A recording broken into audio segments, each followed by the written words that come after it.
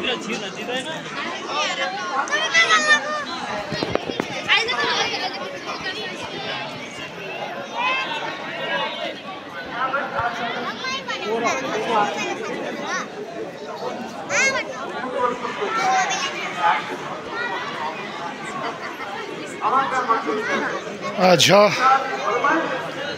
मिति 2082 साल पौष 15 गते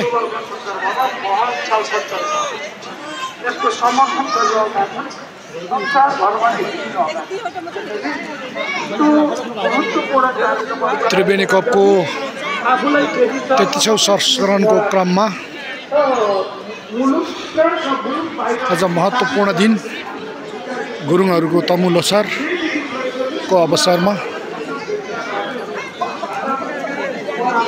मनाङ्गे चतुरमा जुन गरिएको जुन कन्सर्ट छ प्रोग्रामको निम्ति आउनुभएका थुप्रै महानुभावहरू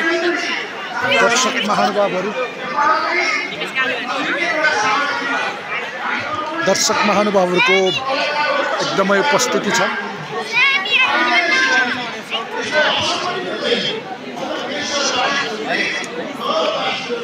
अत्यन्त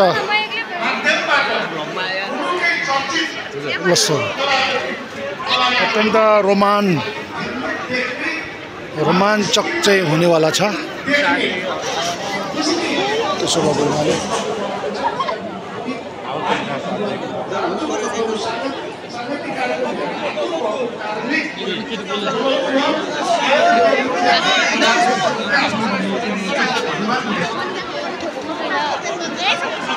धेरै धेरै धन्यवाद आदरणीय नगर पिता गुमान सिंह हरियाणज्यूलाई। अब म कति पनि ढिला नगरिकन सङ्गीततर्फमा नै म अगाडि बढ्न चाहन्छु।